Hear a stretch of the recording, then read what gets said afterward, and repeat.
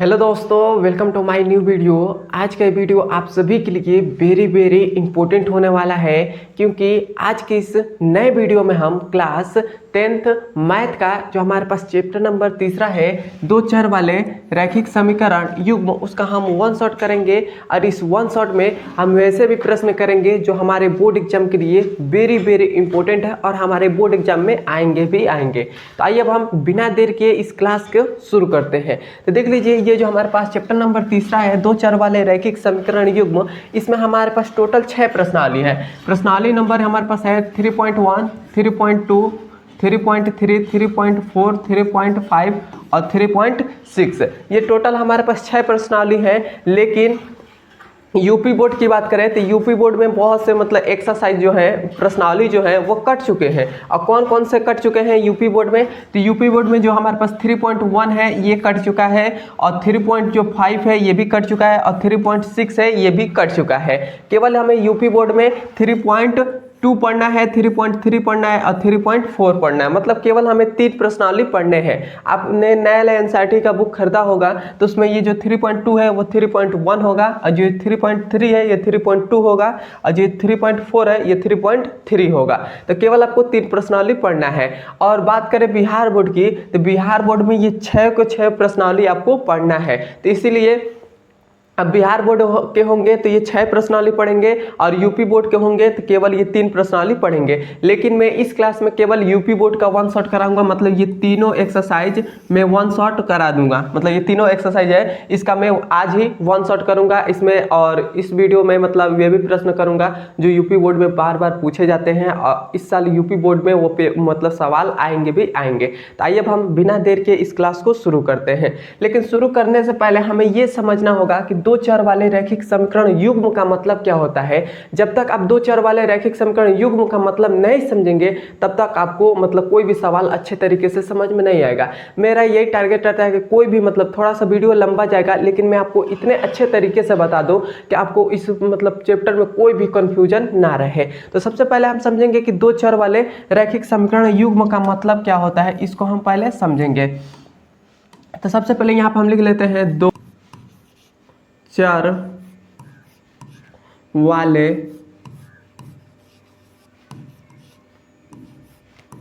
रैखिक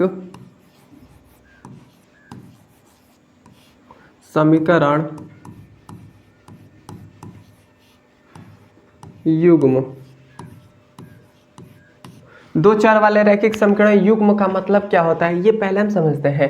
लेकिन दो चर वाले रैखिक का मतलब समझने से पहले सबसे पहले हम समझेंगे कि समीकरण क्या होता है। तो मैं यहाँ पे एक समीकरण लिख रहा हूँ, जैसे 2x प्लस का 6y प्लस का 24 इक्वल टू में 0। तो हमको कैसे मालूम चला कि ये समीकरण एक है? को कैसे मालूम चला कि हमने ये जो लिखा है यह एक समीकरण है? तो हमने इसमें यह एक बात देखा कि जब भी इक्वल टू लग जाता है, क्या इक्वल टू लग जाता है, इक्वल टू के इधर 0 हो या कोई भी संख्या आ जाए तो हमेशा उसे क्या कहते हैं? समीकरण कहते हैं। तो मैं आशा करता हूँ कि आपको समीकरण समझ में आ गया होगा। समीकरण आप किसे कहेंगे? तो जिसके लास्ट में इक्वल टू लग जाए, जिसमें इक्वल टू लग जाता है उसको हम क्या कहते हैं? समीकरण कहते हैं। या आपको ऐसे ना देकर आपको ऐसे भी दे सकता है कि 2x प्लस का 6y और इक्वल टू में माइनस का 24 दे सकता है। इस प्रकार से भी आपको दे सकता है। एक और मैं यहाँ पर समीकरण लिख दे रहा हूँ, जैसे हम यहाँ पर लिखते हैं 3x प्लस का 6y और इक्वल टू में 12। मतलब इस प्रकार से भी आपको दे सकता है। आपके क्वेश्चन में इस प्रकार से भी समीकरण दिया गया है। तो आप ये मत समझिएगा कि ऐसे ही जब रहेगा तभी समीकरण होगा, ऐसे नहीं भी रहे, ऐसे भी रह सकता है, ऐसे भी रख सकता है। जिसके मतलब जो कोई भी हमें पद दिया हो कोई भी चर में, उसके इक्वल टू में इक्वल टू लग जाए तो वह हमेशा क्या कहलाता है? वो समीकरण कहलाता है।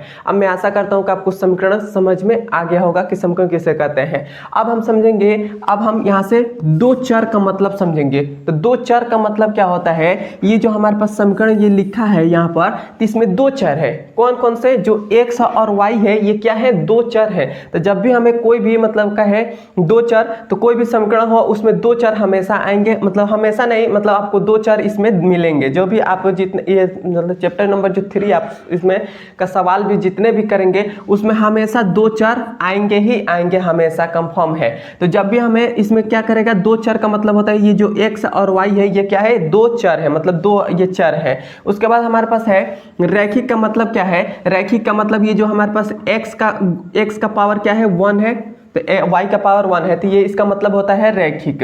मतलब कोई भी संख्या हो या कोई भी मतलब चर हो, उसका घात 1 हो जाए तो वह हमेशा क्या कहलाता है? रैखिक कहलाता है। रैखिक का मतलब होता है कि पावर 1 होना चाहिए। क्लियर है? उसके बाद आपने समीकरण का मतलब भी समझ लिया। अब हम समझेंगे कि युग्म, युग्म का मतलब क्या होता है। तो युग्म का मतलब होता है कि हमेशा आपको दो समीकरण मिलेगा। युग्म का मतलब होता है दो, और समीकरण युग्म लिखा है तो दो समीकरण युग्म आपको मिलेंगे ही मिलेंगे। तो मैं आशा करता हूं कि आपको दो चर वाले रैखिक समीकरण समझ में भी आ गया होगा। अब हम चलते हैं इसके आगे। तो इसके आगे हमारे पास देखिए, यहाँ पर मैंने कुछ फिगर बनाकर आपको लिखा है, क्योंकि आप ये पूरा समझ लेते हैं यहाँ तक तो मैं गारंटी के साथ कह सकता हूँ कि आपको कोई भी सवाल बनाने में कोई भी प्रॉब्लम नहीं होगी। लेकिन थोड़ा सा बस इसमें टाइम लगेगा, लेकिन आपको कॉन्सेप्ट एक बार समझ में आ जाएगा तो आप खूब अच्छे तरीके से आपको मतलब सवाल को सॉल्व कर सकते हैं और आपको समझ में भी आएगा कोई भी सवाल आप बनाएंगे तब। तो सबसे पहले हमारे पास देख लीजिए, ये हमारे पास जो रेखा है ये एक दूसरे को काट रही है। एक दूसरे को जब काटती है इस प्रकार से, ये जब एक दूसरे को काटती है तो उस रेखा को क्या बोलते हैं? तो उस रेखा को हम क्या बोलते हैं? प्रतिच्छेदी रेखा बोलते हैं। क्या रेखा बोलते हैं? प्रतिच्छेदी रेखा बोलते हैं, प्रतिच्छेदी रेखाएं बोलते हैं। और जब हमारे पास ये कब काटेगी, मतलब कोई भी दो समीकरण हो, जैसे समीकरण किस फॉर्म में होगा तो वो होगा a1x प्लस में b1y प्लस में c1 इक्वल टू में 0। पहला समीकरण इस फॉर्म में होगा, दूसरा समीकरण a2x प्लस में b2y प्लस में C2 इक्वल टू में 0। हमारे पास दो समीकरण इसी फॉर्म में देगा, हमेशा इसी फॉर्म में देगा आपको। और इन दोनों समीकरणों को आप ग्राफ पर दर्शाएंगे तो आपको इस प्रकार से दो रेखा प्रतिच्छेद करेगी। दो रेखा एक दूसरे को जब काटेगी तो उस रेखा को हम प्रतिच्छेद रेखा बोलते हैं। और इससे हमें ये क्वेश्चन में ऐसे भी पूछ सकता है कि इसके कितने हल निकल सकते हैं। तो जब भी आपको प्रतिच्छेदी रेखा मिल जाए तो उससे हमेशा अद्वितीय हल, अद्वितीय हल का मतलब होता है कि एक हल निकलेगा। हमेशा उसका कितना हल निकलेगा? तो उसका एक हल निकलेगा। कितना हल निकलेगा? उसका एक हल निकलेगा। और हमसे पूछते कि यह कौन सा निकाय है, निकाय मतलब यह हमारे पास समीकरण कौन सा है, तो उसको आप कहेंगे कि संगत निकाय है। मतलब कह दे कि यह समीकरण कौन सा है, जब हमारे पास प्रतिच्छेदी रेखाएं होंगी तो कह देगा कि यह कौन सा समीकरण है, तो आप कह सकते हैं कि संगत निकाय समीकरण है। क्लियर है? अब आपको संगत निकाय समीकरण होगा तो किस फॉर्म में आएगा, तो आपको a1 बटा में a2 बराबर नहीं होगा b1 बटा में b2 के। ये हमेशा बराबर नहीं होगा। जब भी हमारे पास संगत निकाय होगा या अद्वितीय हल या प्रतिच्छेदी रेखाएं होगा तो इस प्रकार से आपको केस बनेंगे। अभी a1 बटा में b1 है, b1 है और b2 है, ये आपको समझ में नहीं आ रहा होगा कि a1 है क्या है, b1 क्या है, b2 क्या है और a2 क्या है, ये आपको समझ में नहीं आ रहा होगा। लेकिन अभी आपको समझ में आ जाएगा। अभी थोड़ा सा धैर्य रखिए, अभी मैं आपको समझा रहा हूँ। और उसके बाद देख लीजिए, दूसरा हमारे पास है संपाती रेखा। संपाती रेखा किसके कहते हैं? जब एक रेखा ऐसे गई है और उसी के ऊपर एक और ऐसे रेखा चली जाए तो उस रेखा को हम क्या कहते हैं? संपाती रेखा कहते हैं। और उसका क्वेश्चन यदि हमसे कह दे कि संपाती रेखा में कितने हल निकल सकते हैं, तो उसका अनेक हल निकल सकता है। कितना? अनेक हल, मतलब इसके बहुत सारे हल निकल सकते हैं। उसके बाद हमसे कह दे कि वह संपाती रेखाएं हैं तो इस समीकरण का क्या नाम हम दे सकते हैं, तो उसका भी नाम हम दे सकते हैं संगत निकाय। क्या नाम दे सकते हैं? संगत निकाय दे सकते हैं। तो आप क्लियर रखिएगा। और जब हमारे पास संगत निकाय होगा तो उस समय हमारे पास केस कैसा बनेगा, तो उस समय हमको बनेगा a1 बटा में a2 बराबर होगा b1 बटा में b2 और बराबर होगा c1 बटा में C2। इस प्रकार से हमको समीकरण मिलेगा। क्लियर है यहाँ तक? अब आपको समझ में आ रहा होगा तो एक बार मुझे कमेंट में जरूर बता दीजिएगा। अब यहाँ पे देखिए, अब यहाँ पर है समांतर रेखा। समांतर रेखा का मतलब कि एक लाइन ए से गई है और उसी के नीचे, उसी के जस्ट सामने एक और लाइन चली जाए तो उसको, और एक दूसरे को कभी नहीं काटे तो उसको कहते हैं समांतर रेखा। मतलब एक दूसरे के समांतर हो, एक दूसरे के आमने सामने हो तो उसको कहते हैं समांतर रेखाएं। और जब हमारे पास कोई भी समीकरण हो उसका समांतर रेखा हो जाए, समांतर, तो उसका कोई हल नहीं निकलता है।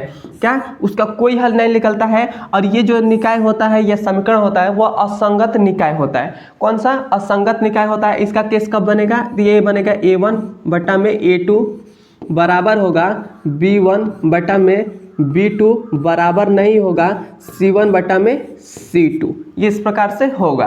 तो मैं आशा करता हूं कि आपको समझ में आ गया होगा। अब हमको ये समझना है कि A1 बटा में A2 क्या है, B1 बटा में B2 क्या है और C1 बटा में C2 क्या है। इसको पहले हम समझते हैं।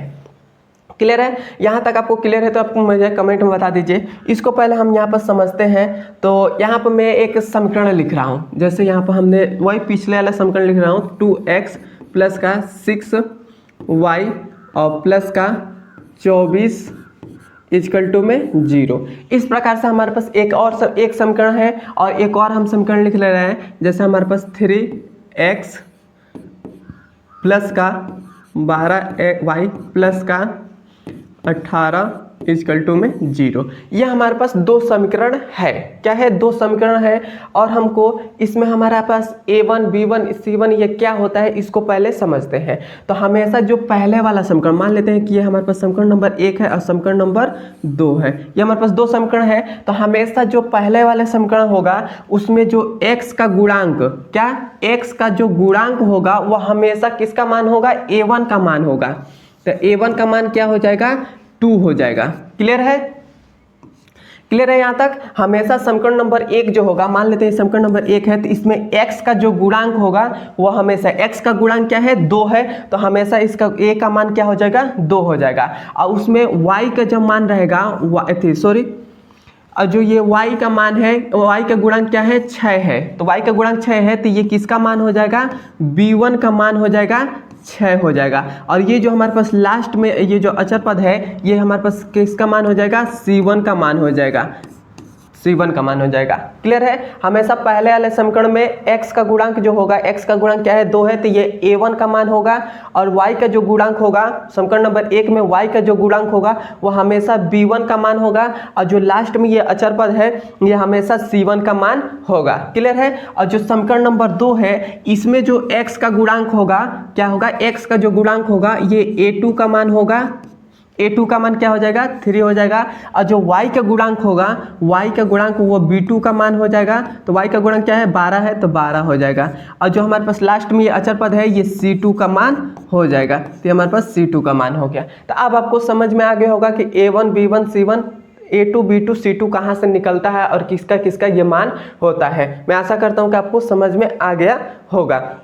आपको इस प्रकार से समीकरण भी दे सकता है और आपको एक और समीकरण इस प्रकार से दे सकता है। किस प्रकार से? जैसे आपको दे देगा, इसी वाले को समीकरण को ले रहे हैं। जैसे यहाँ हमारे पास है 2x प्लस का 6y और इक्वल टू में माइनस का 24।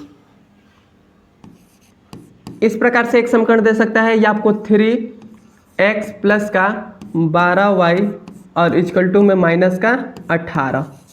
इस प्रकार से भी आपको दो समीकरण दे सकता है, इस प्रकार से भी। तो आप क्या करिएगा, इस प्रकार से जब भी देगा तो आपको इस फॉर्म में बनाना होगा। किस फॉर्म में? आपको इस फॉर्म में आप बना लीजिएगा। हमेशा A1x प्लस में B1y प्लस में C1 इक्वल टू में 0। पहले वाले समीकरण को, ये जो पहला वाला समीकरण है इसको इस फॉर्म में बनाइएगा और दूसरे वाले समीकरण को A2x प्लस में B2y प्लस में C2 इक्वल टू में 0। तो इसको आप इस फॉर्म में बना लीजिएगा। हमेशा जब भी आपको इस प्रकार से देगा, ये उल्टा पुल्टा कुछ भी देगा तो आपको पहले इस फॉर्म में बनाना होगा। इस फॉर्म में बनाने के लिए आप क्या करेंगे, ये जो हमारे पास माइनस का 24 है आप क्या करिए, बस इक्वल टू के इधर भेज दीजिए, आपका इस फॉर्म में बन जाएगा, इस फॉर्म में आ जाएगा।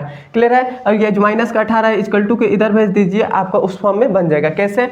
जैसे यहाँ पर हमारे पास 2x प्लस का 6y और इक्वल टू ये माइनस का 24 है, इक्वल टू को उधर जाएगा तो हमेशा चिन्ह बदल जाता है, माइनस में जो रहता है वो प्लस में हो जाता है। तो ये हो जाएगा प्लस का 24 इक्वल टू में 0 हो जाएगा। क्लियर है। अब इसकी बात करें तो ये हमारे पास 3x और प्लस का 12y सॉरी, और उसके बाद ये हमारे पास माइनस का 18 है, इक्वल टू को उधर जाएगा तो चिन्ह बदल जाएगा, माइनस में जो है वो प्लस में हो जाएगा। तो प्लस का 18 इक्वल टू में क्या हो जाएगा 0। तो इस फॉर्म में हमारा आ गया। आपको इस फॉर्म में भी दे सकता है या आपको ऐसे बटा में भी दे सकता है। क्या बटा में ऐसे भी दे सकता है कि 2/3 x प्लस का 6/2y और प्लस का 12 इक्वल टू में 0। इस प्रकार से भी आपको समीकरण दे सकता है। तो आप उसको कैसे समीकरण को सॉल्व करेंगे, तो मैं ऐसे आपको क्या करेंगे, आप इन दोनों का एलसीएम ले लेंगे, तीनों का, ये जो इतने इधर का जितने इक्वल टू के इधर जितने भी पद है उनका एलसीएम आप ले लेंगे। तो इन सबका एलसीएम लेंगे तो 6 आ जाएगा। 3 से 2 बार में कटेगा, कितनी बार में कटेगा, 3 2 बार में कटेगा, 2 जाकर ऊपर करेगा तो 2 दूना क्या हो जाएगा 4x हो जाएगा। फिर से प्लस का साइन है, प्लस 2 तिया 6, 3 बार में कटेगा, 3 जाकर ऊपर करेगा तो 36 18 हो जाएगा। और y है तो y, फिर से प्लस, अब थी 1 कितने बार में कटेगा तो 6 बार में कटेगा। तो हमारे पास 6 बार में कटेगा तो 6 जाकर इसमें गुणा करेगा तो 12 छक्के हो जाएगा, तो 12 छक्के 72 हो जाएगा। तो ये 72 आ गया, इक्वल टू में 0 है तो 0 हो गया। इस 6 हमारे पास इधर क्या है भाग में, इधर जाएगा तो क्या हो जाएगा गुणा में हो जाएगा। तो 4x प्लस का 18y और प्लस का 72 इक्वल टू में क्या हो जाएगा 0। ये जो हमारे पास भाग में था तो इधर जाएगा तो गुणा में हो जाएगा, और जब 0 में किसी भी संख्या से गुणा करते हैं तो हमेशा 0 आता है। तो देखिए उस फॉर्म में हमारे पास मिल गया वो समीकरण। तो आप इस प्रकार से ही समीकरणों को आप बनाएंगे। अब मैं आशा करता हूँ कि आपको समझ में आ गया होगा कि a1 b1 क्या है, और ये जो हमारे पास है किस फॉर्म में आएंगे उसको मैंने बता दिया कि ऐसे ऐसे जब आएंगे आपको समीकरण को उसको सॉल्व कैसे आप करेंगे। अब मैं आज के सवाल पर चलता हूँ। तो यहाँ पर देख लीजिए, यहाँ पर हमारे पास एक मतलब ये हमारे पास एक सवाल है। यह सवाल हमसे क्या कह रहा है ज्ञात कीजिए कि निम्न रैखिक समीकरण के युग्म संगत है या असंगत। मतलब हमें इसमें बताना है कि ये जो समीकरण है वो क्या है, संगत है या असंगत है। मतलब हमें इसमें बताना है संगत है या असंगत है। तो संगत देखिए किस दो केस में हमेशा हमारे पास संगत बनेगा। जब हमारे पास ये केस रहेगा a1 बटा में a2 बराबर नहीं होगा b1 बटा में b2, तब हमारे पास संगत हो जाएगा वो समीकरण। या a1 बटा में a2 बराबर होगा b1 बटा में b2 बराबर होगा c1 बटा में c2, तो उस समय भी हमारे पास केस जो बनेगा वो समीकरण बनेगा वो संगत बनेगा। और असंगत कब बनेगा, जब हमारे पास a1 बटा में a2 बराबर होगा b1 बटा में b2 बराबर नहीं होगा c1 बटा में c2, तो उस समय हमारे पास असंगत बनेगा। तो संगत के लिए 2 केस है, असंगत के लिए 1 केस है। तो आप इसे याद रखिएगा। अब हम चलते हैं इसके आगे। तो इसके आगे हमारे पास है, इसको हम पहले सॉल्व करते हैं। तो सबसे पहले हमने अभी आपको बताया था कि कोई भी समीकरण दे दे तो आपको क्या पहले देखना है, तो पहले आपको देखना है कि इस फॉर्म में है कि नहीं। यहाँ पर मैं लिख दे रहा हूँ a1x प्लस में b1y प्लस में c1 इक्वल टू में 0। पहला समीकरण इस फॉर्म में है कि नहीं, और दूसरा समीकरण a2x प्लस में b2y प्लस में c2 इक्वल टू में 0। पहले आप सबसे पहले तो यही आप देखेंगे कि ये जो दोनों समीकरण दिए गया है, पहला समीकरण ये है और दूसरा समीकरण ये है। 2 समीकरण दिए हैं, तो इन दोनों समीकरण को देखिए कि इस फॉर्म में है कि नहीं है। यदि नहीं होगा तो इस फॉर्म में पहले हम बनाएंगे। तो देखिए हम इसको पहले बनाते हैं। तो इसको बनाएंगे तो हम कैसे करेंगे, इसको मैं यहाँ पर लिख दे रहा हूँ। तो देखिए हमारे पास ये समीकरण दिया है 3x प्लस का 2y इक्वल टू में 5 दे दिया है, 5 हमारे पास दिया है। तो आप क्या करिए, ये जो इक्वल टू की इधर 5 है इसको इधर भेज दीजिए। तो जब उधर भेजेंगे तो क्या हो जाएगा, तो ये हमारे पास समीकरण जो बनेगा वो हो जाएगा 3x प्लस का 2y और माइनस का 5 इक्वल टू में क्या हो जाएगा 0 हो जाएगा। यह हमारे पास समीकरण नंबर 1 हो जाएगा। क्लियर है। जैसे मैंने क्या किया, ये जो हमारे पास समीकरण दिया था इस 5 को उधर भेजा, तो इधर 5 क्या था प्लस में था, इधर जाएगा तो माइनस में बदल जाएगा, तो माइनस में आ गया। तो ये हमारे पास पहला समीकरण, पहला वाला ये जो समीकरण था इस फॉर्म में आ गया। अब हम दूसरे वाले को सॉल्व कर रहे हैं। दूसरे वाला भी 7 इधर है तो इसको भी उधर भेज देंगे। तो उधर भेजेंगे तो क्या हो जाएगा, तो ये हमारे पास हो जाएगा 2x माइनस का 3y और माइनस का 7 इजकल टू में 0। इसको मान लेते हैं समीकरण नंबर 2। देखिए अब इस फॉर्म में ये भी आ गया है। तो अब यहाँ से अब हम क्या करेंगे, a1 b1 c1 a2 b2 c2 का मान निकालेंगे। तो यहाँ से हमारे पास a1 का मान कौन सा हो जाएगा, तो a1 का मान है, मैंने अब आपको बताया था कि समीकरण नंबर 1 जो होगा उसमें x का जो गुणांक होगा वह a1 का मान होगा। तो a1 का मान हमारे पास क्या हो जाएगा, तो a1 का मान हमारे पास x का गुणांक क्या है, 3 है, तो 3 हो जाएगा। क्लियर है। उसके बाद b1 का मान क्या हो जाएगा, तो b1 का मान समीकरण नंबर 1 में y का गुणांक, समीकरण नंबर 1 ये है, इसमें y का गुणांक क्या है, 2 है, तो b1 का मान क्या हो जाएगा, 2 हो जाएगा। और जो हमारे पास C1 है उसका मान कौन सा हो जाएगा, तो लास्ट में जो बचता है, तो लास्ट में हमारे पास ये क्या बचा है, माइनस के 5 बचा है। हमेशा साइन के साथ उठाते हैं, इससे 2 के आगे प्लस का साइन था तो प्लस का साइन लिखे या ना लिखे उससे कोई मतलब नहीं रहता है, और हमेशा मतलब वो छुपा रहता है प्लस। तो अब हमारे पास माइनस का 5 है, तो यहाँ पर माइनस का हम 5 लिख देंगे।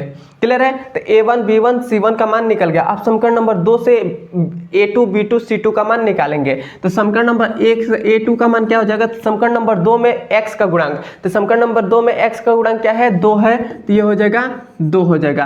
अब b2 का मान क्या हो जाएगा, समीकरण नंबर 2 में y का गुणांक, तो y का गुणांक क्या है, माइनस का 3 है, तो हमेशा माइनस का 3 लिखेंगे। माइनस के साथ उठाते हैं, यदि माइनस रहेगा तो माइनस ले लेंगे, प्लस रहेगा तो प्लस को हम नहीं लिखते हैं, उसलिए मतलब वहाँ पर नहीं दिखता है। उसके बाद हमारे पास क्या है, C2 का मान हमारे पास क्या है, जो लास्ट में बच रहा है वो, तो लास्ट में क्या बच रहा है, माइनस का 7 बच रहा है, तो माइनस का हमने 7 ले लिया। क्लियर है। अब यहाँ से आप पहले तो आप क्या करेंगे, पहले आप ये देखेंगे कि a1 बटा में a2 बराबर नहीं है b1 बटा में b2 के। पहले तो आप ये दोनों चेक करेंगे, यदि ये दोनों बराबर नहीं होगा तो कह देंगे कि संगत निकाय है या असंगत निकाय। पहले ये देखते हैं कि ये दोनों बराबर हैं या नहीं है। यदि बराबर होंगे तो इसके आगे हम तो फिर से चेक करेंगे। इसके आगे यदि मान लेते हैं कि ये हमको बराबर मिल जाए, क्या यह हमको बराबर दोनों मिल जाएगा, तब हम फिर से चेक करेंगे कि C1 बटा में C2 बराबर है या नहीं है, इसको तब चेक करेंगे। यदि बराबर होगा तब हमारे पास वो क्या हो जाएगा, संगत निकाय। या आपको ये दोनों ये ना देकर आपको यहीं पर नॉट इक्वल टू लग जाए, मतलब ये दोनों बराबर ना हो तभी भी संगत निकाय। और आपको ये ऐसा भी हो सकता है कि ये दोनों बराबर हो और ये ना बराबर हो, तब असंगत निकाय बन सकता है। तो सबसे पहले a1 बटा में a2 और b1 बटा में b2 का मान निकालते हैं। तो यहाँ से हम a1 बटा में a2 का मान निकालते हैं। a1 बटा में a2, a1 बटा में a1 का मान क्या है, तो a1 का मान 3 है, तो 3 हो गया। a2 का मान क्या है, 2 है, तो 2 हो गया। क्लियर है। उसके बाद अब हम b1 बटा में b2 का मान निकालते हैं। तो b1 का मान हमारे पास क्या है, तो 2 है, तो 2 हो गया। अब बटा में b2 का मान क्या है, माइनस का 3 है, तो माइनस का 3 हो गया। तो अब यहाँ पर आप देखिए, अब हमारे पास है a1 बटा में a2 का मान क्या है, 3/2 आ गया है। b1 बटा में b2 का मान क्या आ गया है, 2 में माइनस का 3 आ गया। तो ये दोनों क्या है, बराबर नहीं है। क्या है, ये दोनों जब हमारे पास आ गए हैं तो ये हमारे पास दोनों क्या है, बराबर नहीं है। तो हमारे पास उस समय कौन सा केस बनेगा, संगत बनेगा। मैंने आपको पहले यहाँ पर मैंने बताया था कि जब हमारे पास a1 बटा में a2 बराबर नहीं होगा b1 बटा में b2, तो उस समय हमारे पास जो समीकरण बनेगा वो संगत निकाय बनेगा। इसमें हमसे क्वेश्चन में यही कहा था कि यह संगत है या असंगत। तो हमारे पास ये मिल गया है कि ये कौन सा समीकरण है, तो ये संगत समीकरण है। तो आप यहाँ पे लिख सकते हैं कि यह संगत समीकरण है। आप इसको थोड़ा सा इधर ले लीजिए।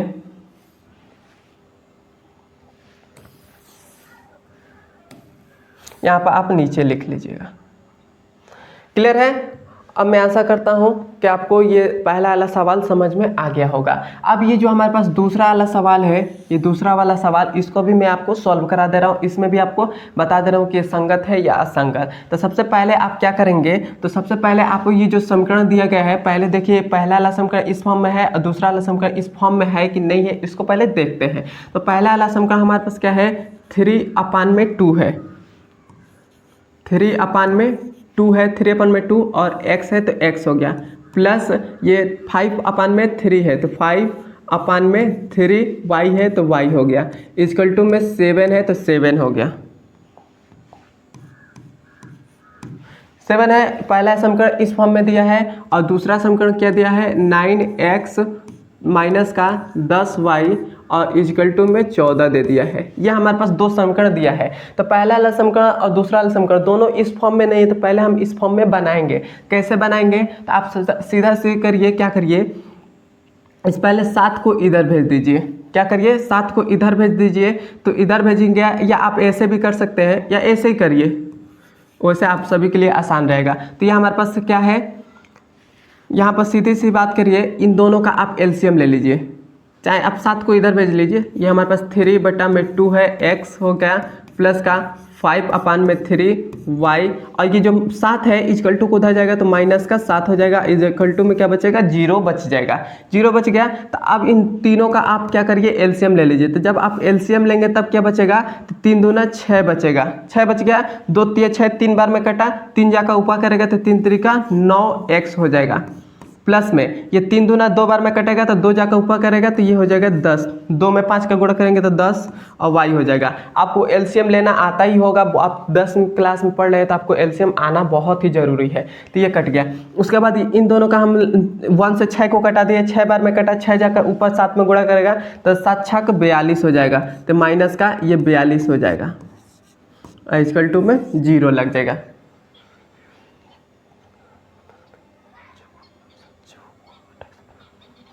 इतना हो गया। अब आप क्या करिए, ये 6 को इक्वल टू के इधर भेज दीजिए। जब इक्वल टू के इधर भेजेंगे तो ये हमारे पास 9x प्लस का 10y और माइनस का 42 और इक्वल टू में क्या हो जाएगा, 0 हो जाएगा। तो अब आपका जो पहला वाला समीकरण है, ये जो पहला समीकरण है इस फॉर्म में आ गया है, ये इस फॉर्म में आ गया है। तो अब आप क्या करिए,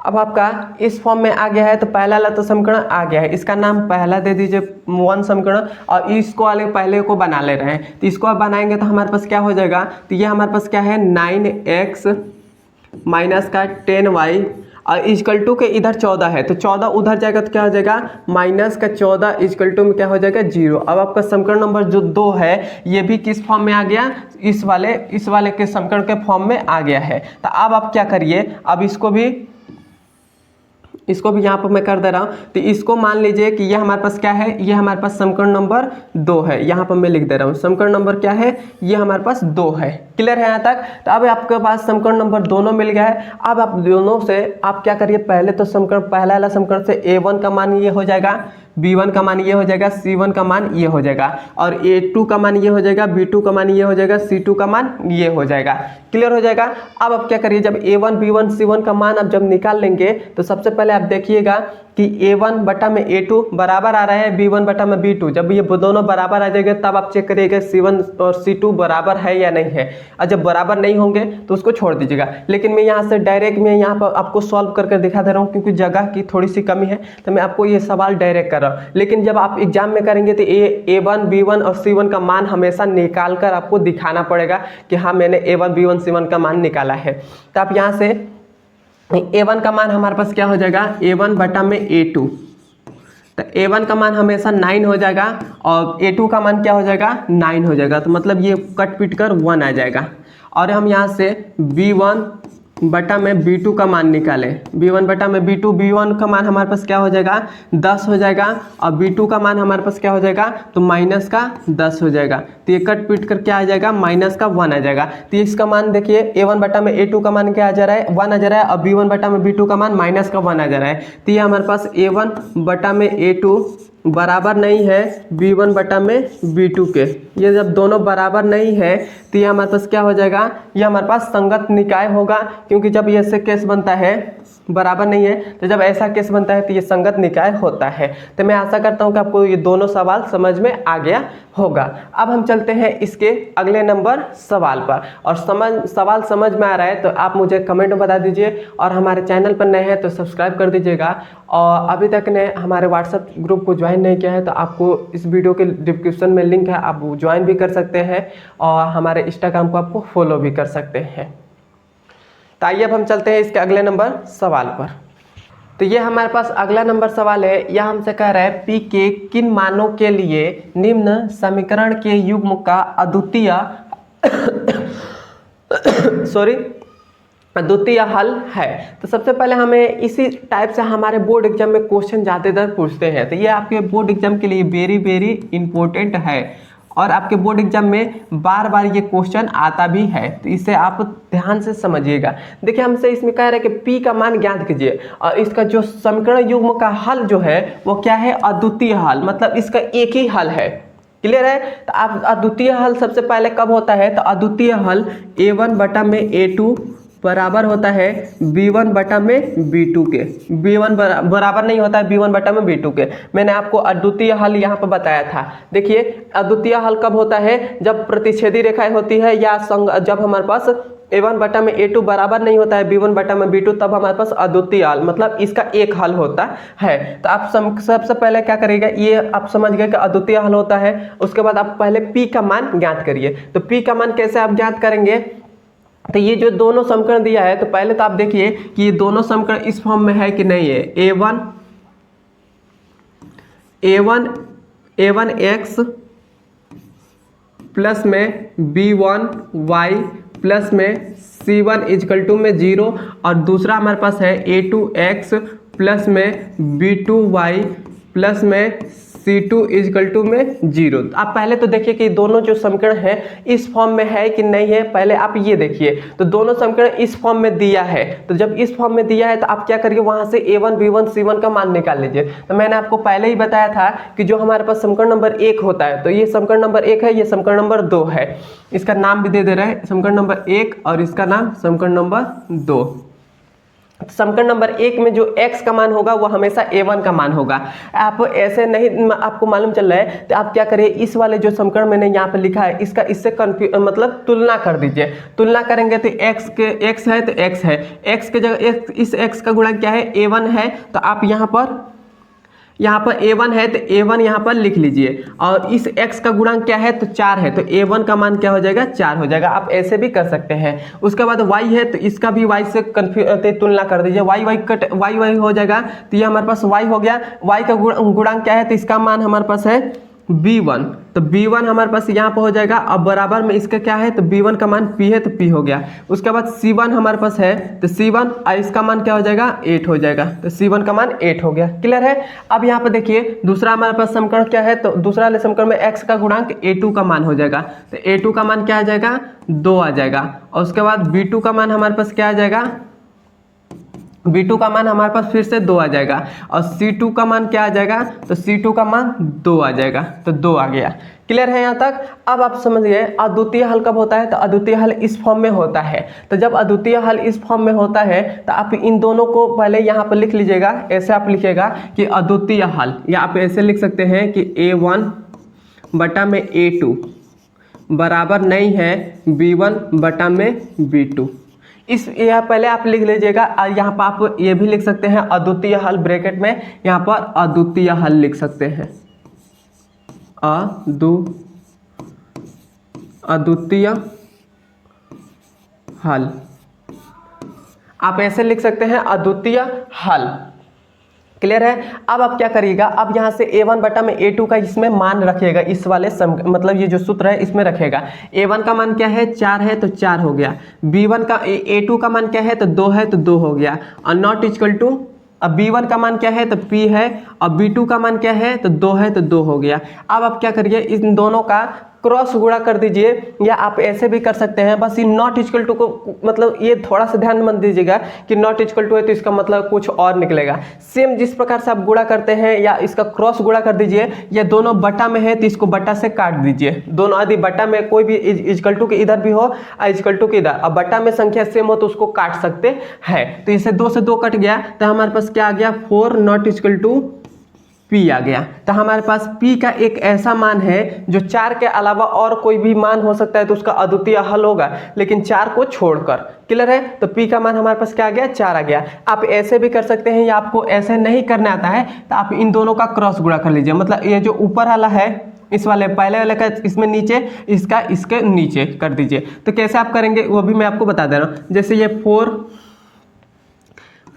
बटा में 2 है और नॉट इक्वल टू p और बटा में 2 है, इस प्रकार से है। तो इसका ऊपर क्रॉस गुणा कर दीजिए। तो 2 चौको क्या हो जाएगा, 8 हो जाएगा। 8 हो जाएगा। नॉट इक्वल टू इसका इसमें को रख दीजिए, तो 2 का p में करेंगे तो ये हमारे पास 2 का p में करेंगे तो ये हो जाएगा 2p हो जाएगा, 2p हो जाएगा। अब इस 2 हमारे पास इधर क्या है, गुणा में है, इधर जाएगा तो क्या हो जाएगा, भाग में हो जाएगा, तो 8/2 हो जाएगा equal to not equal to p हो जाएगा। इसको काटेंगे तो हमारे पास क्या आ जाएगा, तो इसको काटेंगे तो 4 नॉट इक्वल टू p आ जाएगा। तो आप इस प्रकार से भी आप p का मान निकाल सकते हैं, या दोनों बराबर में था तो मैंने आपको काट कर सीधे डायरेक्ट मैंने यहाँ पर लिख दिया, आप इस प्रकार से कर सकते हैं। तो ये सवाल आपके बोर्ड एग्जाम के लिए इंपॉर्टेंट है, इसे आप ध्यान से समझ लीजिएगा। इसको आप स्क्रीनशॉट लेना चाहें तो आप ले सकते हैं। तो अब हम चलते हैं इसके आगे। तो इसके आगे हमारे पास देखिए हमारे पास क्या कह रहा है, उसी टाइप से ये भी सवाल है। इसमें कह रहा है कि k के किस मान के लिए निम्न रैखिक समीकरण युग्म के अपरिमित रूप से अनेक हल है। क्या इसका अनेक हल है? अनेक हल कब होता है, जब हमारे पास a1 बटा में a2 बराबर होता है b1 बटा में b2 और बराबर होता है c1 अपान में c2। जब हमारे पास ऐसा केस बनता है तब हमारे पास अनेक हल होते हैं। तो आप क्या करिए, तो अनेक हल होते हैं और ये दोनों समीकरण उस फॉर्म में दिया गया है। किस फॉर्म में, ये जो मैंने यहाँ पर अभी लिखा है, ये दोनों, ये जो दो हमारे पास ये फॉर्म में लिखा है, इस समीकरण हमारे पास उस फॉर्म में दिया गया है, उसी फॉर्म में सेम टू सेम दिया गया है। तो आप उस फॉर्म में दिया गया है तो आप क्या करिए, पहले a1 b1 c1 का मान निकाल लीजिए। तो ये हमारे पास समीकरण नंबर 1 है और ये समीकरण नंबर 2 है। तो मैंने क्या बताया था, समीकरण नंबर 1 में जो x का गुणांक होगा वह a1 का मान होगा। तो a1 का मान हमारे पास क्या आ जाएगा, तो a1 का मान हमारे पास k आ जाएगा। क्लियर है। उसके बाद मैंने बताया था कि समीकरण नंबर 1 में जो y का गुणांक होगा वह b1 का मान होगा।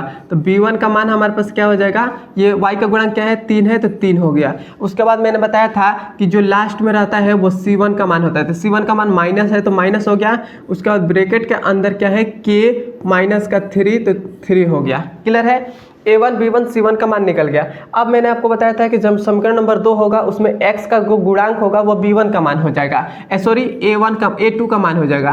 तो a2 का मान क्या हो जाएगा, 12 हो जाएगा।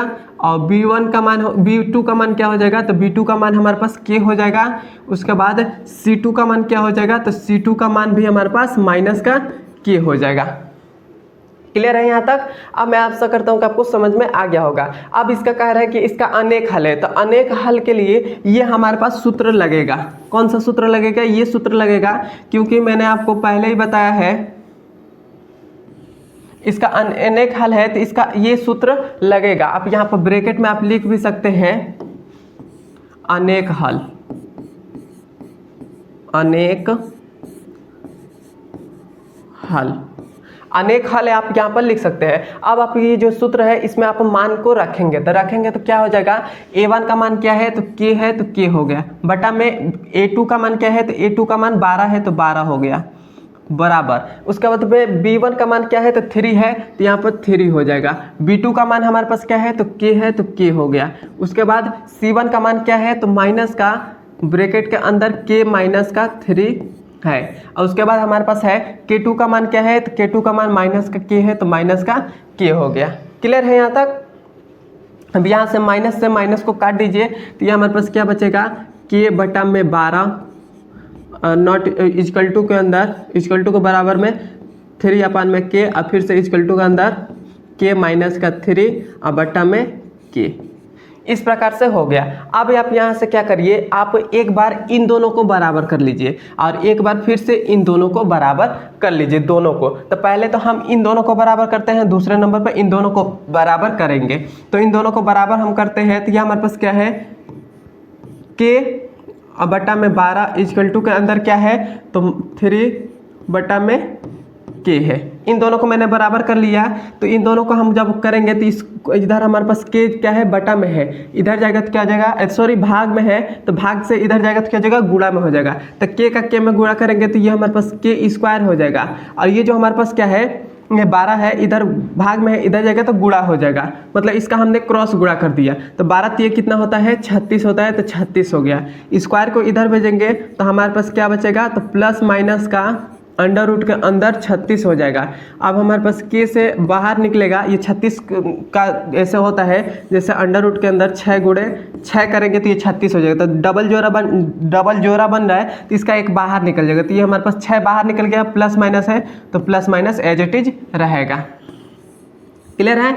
अब देखिए तो के का मान एक बार क्या आ गया, प्लस माइनस का 6 आ गया है, तो इन दोनों को बराबर किए हैं तो के का मान क्या आ गया, प्लस माइनस का 6 आ गया है। अब हम इन दोनों को बराबर कर रहे हैं, तो इन दोनों को बराबर हम करेंगे तब हमारे पास देखिए क्या आता है, तो इन दोनों को 3 में के इक्वल टू के अंदर के माइनस का 3 और बटा में के, हमने इन दोनों को बराबर किया। मैंने आपको बताया था कि जब भी इक्वल टू के इधर भी बटा में सेम संख्या रहे और इक्वल टू के इधर भी बटा में सेम संख्या रहे तो उसको आप काट दीजिए, तो काट देंगे तो 3 इक्वल टू में क्या हो सकता है, के माइनस का 3 हो सकता है। अब आप क्या करिए, इस 3 को इक्वल टू के इधर भेज दीजिए, तो ये हमारे पास क्या हो जाएगा, 3 इक्वल टू को उधर जाएगा तो चिन्ह बदल जाता है, तो इधर माइनस है तो इधर जाएगा तो क्या हो जाएगा, प्लस का 3 हो जाएगा, इक्वल टू के अंदर के हो जाएगा, तो ये हमारे पास 6 इक्वल टू में क्या आ जाएगा, के आ जाएगा।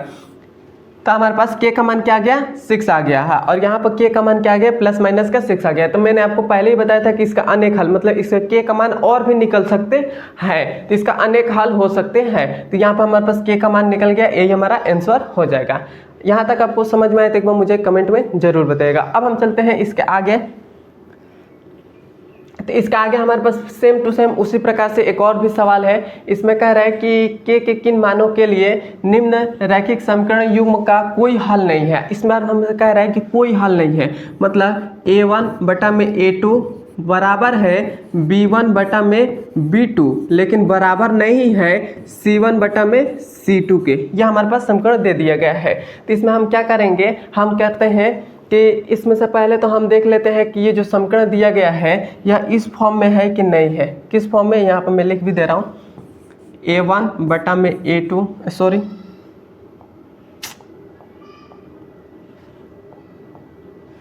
a1 x प्लस में b1 y प्लस में c1 इक्वल टू में 0, और दूसरा वाला a2 x प्लस में b2 y प्लस में c2 इक्वल टू में 0। इस फॉर्म में दिया है कि नहीं दिया है ये पहले हम देख लेते हैं। तो ये दोनों समीकरण उस फॉर्म में नहीं दिया तो पहले उस फॉर्म में बनाएंगे। तो कैसे बनाएंगे, तो ये हमारे पास क्या है, समीकरण दिया है 3x प्लस का y है, ये 1 को इक्वल टू के उधर भेज देंगे, तो उधर भेजेंगे तो क्या हो जाएगा, तो हमारे पास माइनस का 1 इक्वल टू में क्या बचेगा, 0। तो यह हमारे पास आ गया, पहला वाला समीकरण इस फॉर्म में आ गया। अब हम इस दूसरे वाले को बनाते हैं। तो दूसरा वाला हमारे पास क्या है, दूसरा वाला हमारे पास है 2k माइनस का 1 और फिर से x है, और फिर से प्लस के अंदर क्या है, k माइनस का 1 और y है, और यहाँ पर देखिए 2k प्लस का 1 है, इक्वल टू को उधर जाएगा तो माइनस में का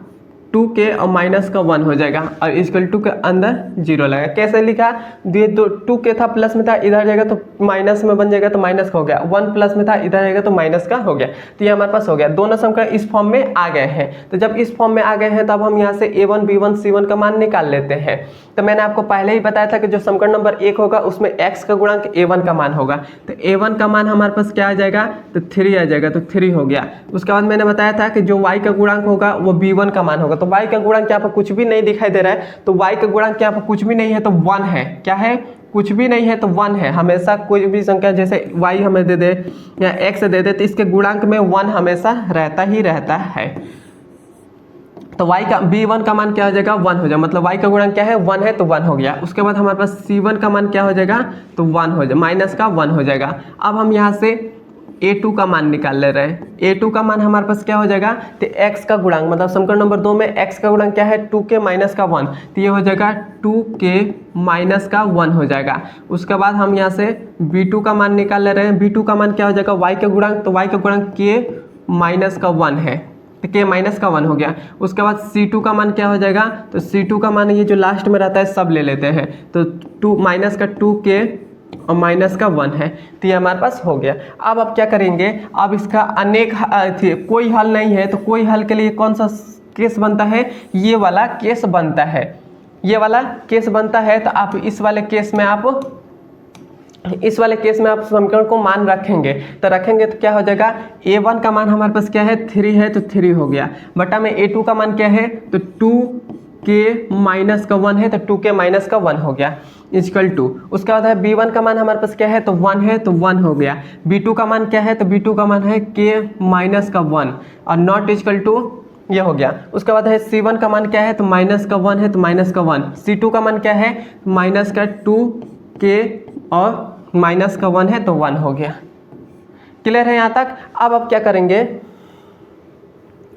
अब आप ये जो हमारे पास दोनों समीकरण में इस वाले में मान रखे हैं तो अब क्या करिए, पहले आप इन दोनों को पहले बराबर कर लीजिए, वहाँ से हमको k का मान निकल जाएगा क्योंकि k का मान हमसे पूछा है।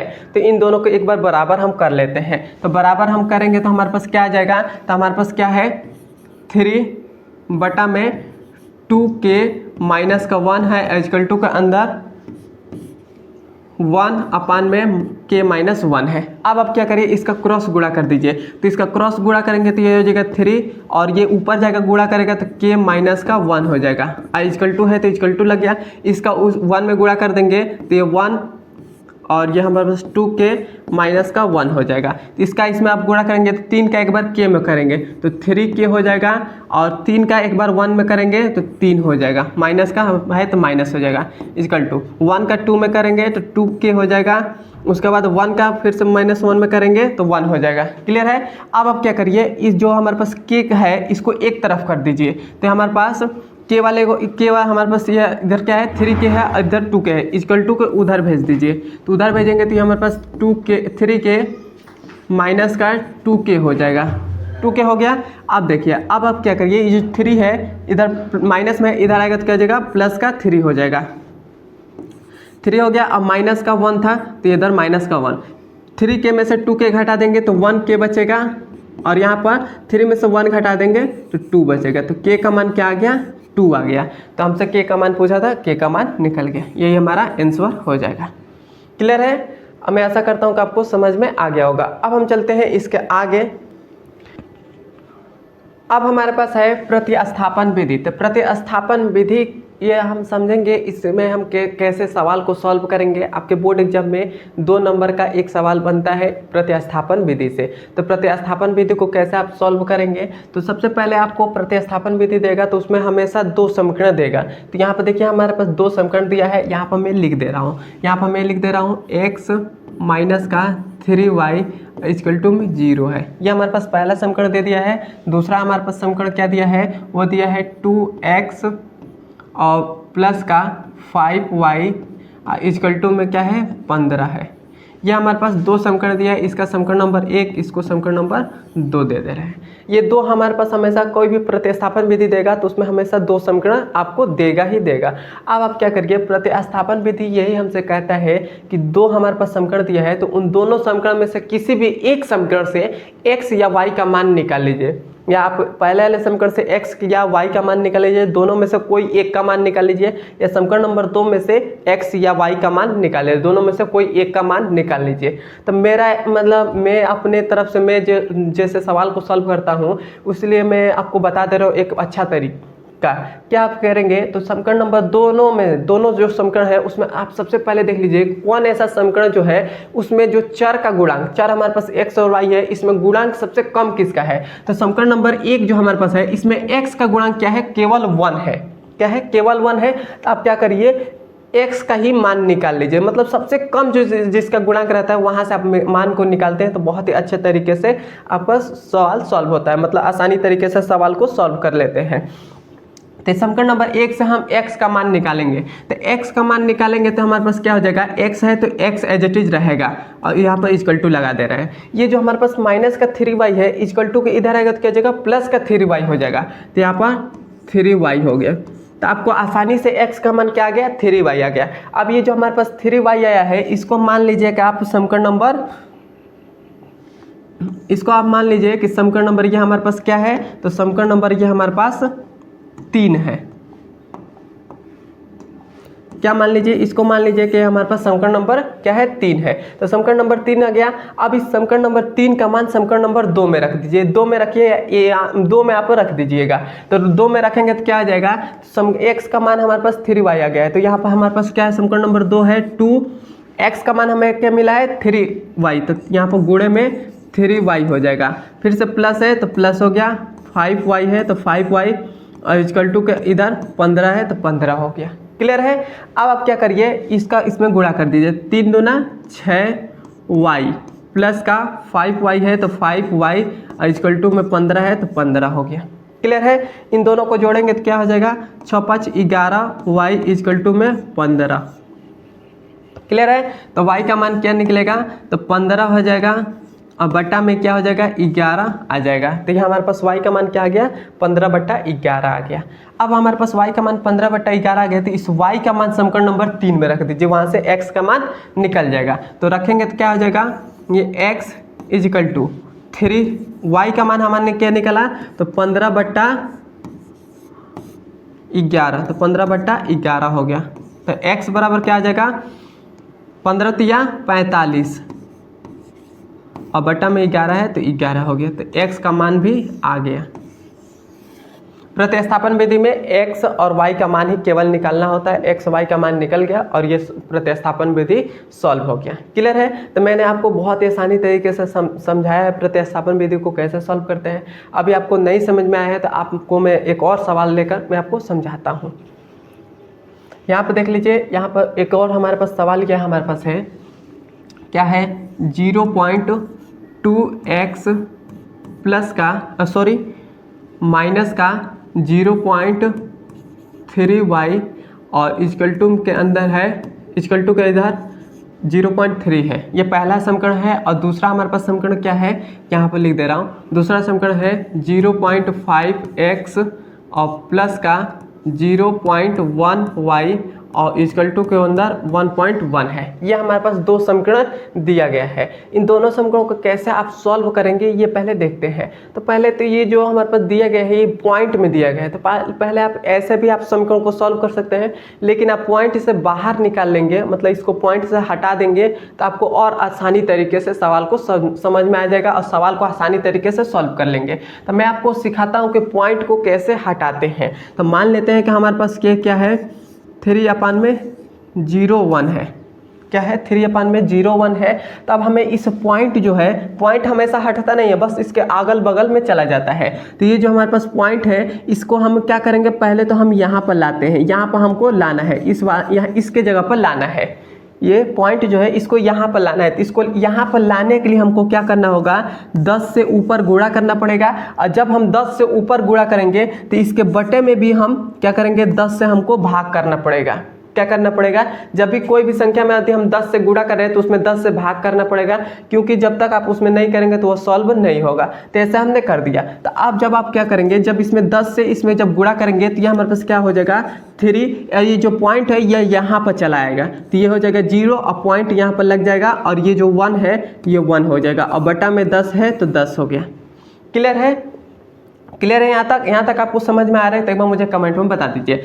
अब आप क्या करिए, अब फिर से आपके पास ये जो दशमलव है इसको यहाँ पर अब लाना है। तो फिर से आप 10 से इसमें गुणा कर दीजिए और 10 से आप भाग कर दीजिए। तो 10 से गुणा और 10 से भाग करेंगे तो क्या हो जाएगा, तो ये ऊपर हमारे पास 0.1 बचेगा और 10 दहा के 100 हो जाएगा। तो ये हमारे पास 100 आ गया। मतलब 10 का गुणा इसमें करेंगे तो हमारे पास 301 हो जाएगा और 10 का 10 में गुणा करेंगे तो 100 आ जाएगा।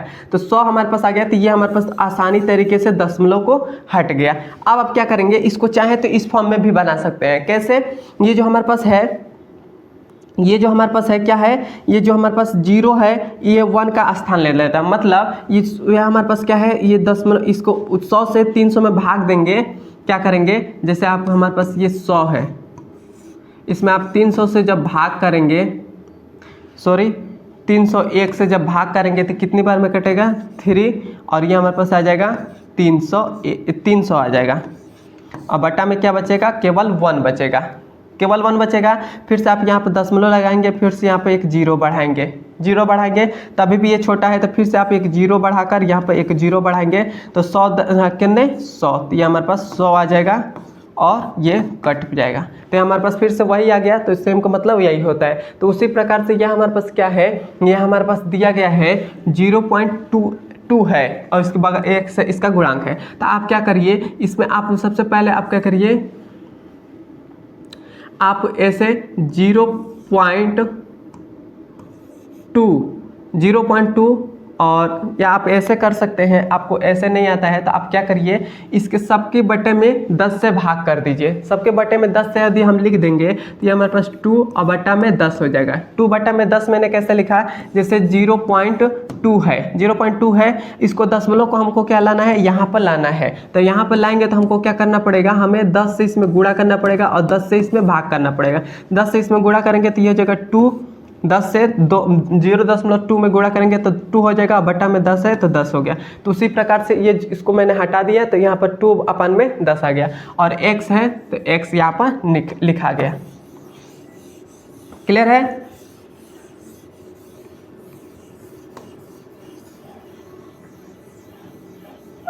अब देखिए, अब हमारे पास x आ गया, यहाँ पर फिर से माइनस 0.3 है तो 3/10 यहाँ पर लिख सकते हैं। क्लियर है? और y है तो y हो गया। इसके बगल में भी आप 3/10 लिख सकते हैं। क्लियर है? अब आप क्या करिए, इन दोनों का आप एलसीएम ले लीजिए। तो इन दोनों का आप एलसीएम लेंगे तो 10 हो जाएगा, 10 से 10 कटेगा तो ये हो जाएगा 2x, माइनस का 10 से 10 कटेगा तो ये हो जाएगा 3y इक्वल टू के बगल में हमारे पास हो जाएगा 3/10। 10 से 10 कट जाएगा। मैंने आपको पहले ही बताया था कि इक्वल टू के इधर भी बट्टा में 10 हो, इधर भी बट्टा में, मतलब सेम संख्या आ जाए तो उसको काट सकते हैं। तो ये हमारे पास क्या आ जाएगा, 2x माइनस का 3y इक्वल टू के इधर हमारे पास क्या आ जाएगा, 3 आ जाएगा। तो ये हमारे पास पहला समीकरण मिल गया। इसका नाम आप दे दीजिए पहला। अब इसको हम सॉल्व करते हैं, तो इसको जब हम सॉल्व करेंगे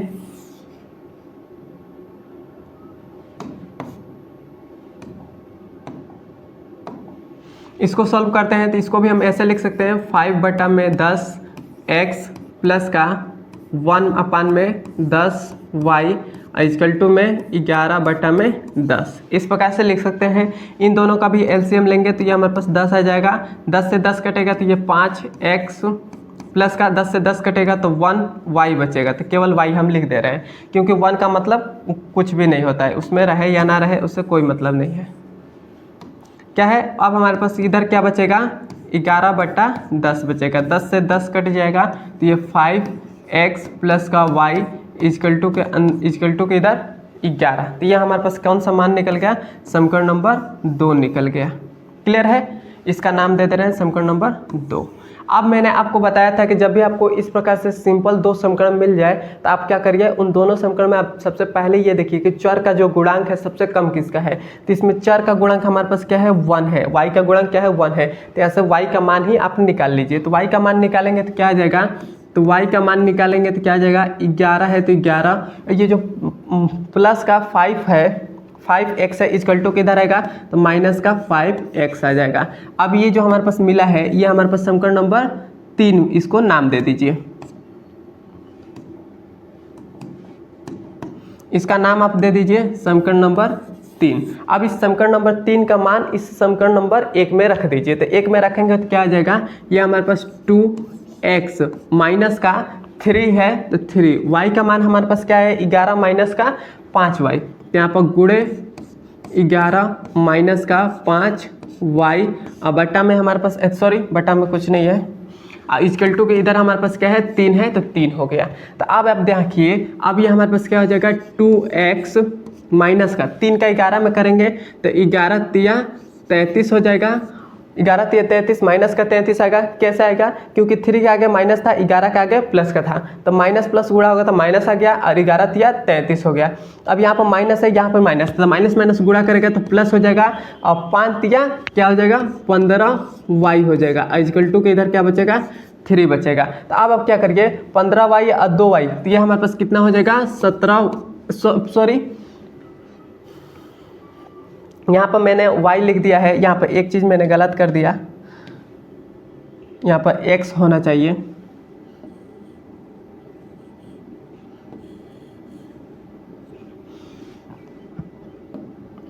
यहाँ पर क्या होना चाहिए, यहाँ पर x होना चाहिए, क्योंकि y का मान हमारे पास क्या है, 11 माइनस का 5y, तो 5x है तो 5x हो गया। अब 2x और 15x 17x हो जाएगा। उसके बाद माइनस का 33 है तो माइनस का 33 और इक्वल टू की इधर क्या है, प्लस का 3 है तो प्लस का 3 हो गया। क्लियर है? अब हम यहाँ पर इसको कर रहे हैं, इसको तो मैं साइड में कर ले रहा हूँ।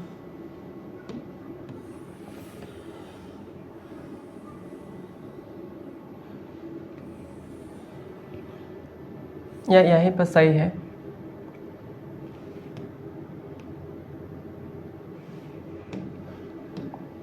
मैं यहाँ पर फिर से कर ले रहा हूँ।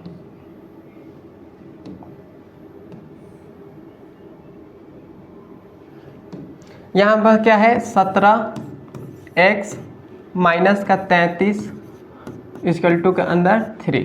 तो यह हमारे पास है, तो यहाँ से हम 33 को इधर भेज दे रहे हैं, तो यह हमारे पास 17x और इक्वल टू के इधर हमारे पास 3 और प्लस का 33 हो जाएगा। तो यह हमारे पास 17x इक्वल टू के इधर हमारे पास 33 और 3 हम जोड़ेंगे तो 36 हो जाएगा। और ये हमारे पास x बराबर क्या आ जाएगा 36/17 आ जाएगा। तो हमारे पास x का मान निकल गया। तो x का मान 36/17 आ गया। अब इस x का मान इस वाले में रख देंगे। मैं आपको इसके आगे सॉल्व नहीं कराऊंगा, यहाँ पर केवल मैं मान रखकर आपको दिखा दे रहा हूँ। देखिए यहाँ से आप क्या करिए, y इक्वल टू 11 माइनस 5 है तो 5 हो गया।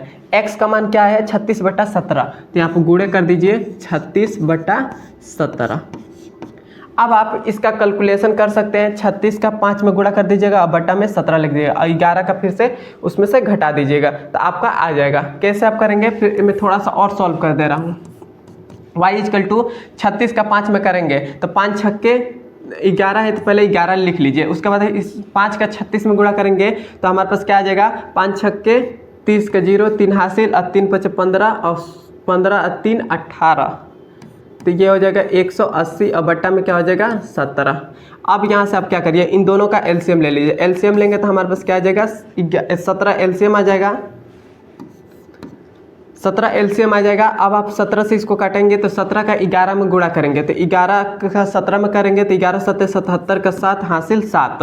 11 कने 11 और 7 कितना हो जाएगा 18 हो जाएगा। तो ये हो जाएगा और माइनस का 180 आ जाएगा। अब आप 177 में से 180 को घटा देंगे तो आपको यहाँ पर क्या करना पड़ेगा, 177 में से 180 को घटा देंगे तो 7 बचेगा और बट्टा में 17 आ जाएगा और y बराबर आ गया। तो मैंने डायरेक्ट यहाँ पर मैंने आपको सॉल्व भी करा दिया, मैंने आपको छोड़ा नहीं। तो यहाँ पर 7 बट्टा में 17 आ गया और यही हमारा आंसर हो जाएगा। क्लियर है, मैं आशा करता हूँ कि आपको समझ में आ गया होगा। अब हम चलते हैं इसके आगे। इसके आगे एक और हमारे पास सवाल है। ये हमारे पास दिया गया है कि 3/2x, उसके बाद है माइनस का 5/3y, उसके बाद इक्वल टू के इधर क्या है माइनस का 2 है। ये हमारे पास पहला समीकरण दिया है। दूसरा समीकरण क्या दिया है, वह हमारे पास दिया है x/3 प्लस का y/2 इक्वल टू के इधर 13/6। यह हमारे पास दिया है समीकरण। अब देखिए, अब इन दोनों समीकरण हमारे पास बटा में दिया है। ये जो संख्या बटा में, इसको पहले हटा लीजिए। हटाएंगे कैसे, आप क्या करिए, इसका एलसीएम ले लीजिए। एलसीएम लेंगे तो एलसीएम हमारे पास 6 आ जाएगा। 2 तिया 6, 3 जा का ऊपर करेगा तो 9x बचेगा। फिर से माइनस 3 दूना 6, 2 बचेगा। 2 जाकर इसमें गुणा करेगा तो 2 5 10 हो जाएगा। और हमारे पास y है तो y हो गया इक्वल टू किधर माइनस का 2 है तो 2 हो गया। अब आप क्या करिए, ये जो 6 इधर भाग में है इधर जाएगा तो क्या हो जाएगा गुणा में हो जाएगा। तो ये हमारे पास क्या बचेगा 9x माइनस का 10 y इक्वल टू के अंदर माइनस का 12 हो जाएगा, क्योंकि 6 दूना 12 माइनस है तो माइनस लग गया। क्लियर है, ये हमारे पास समीकरण नंबर क्या मिल गया, समीकरण नंबर 1 मिल गया।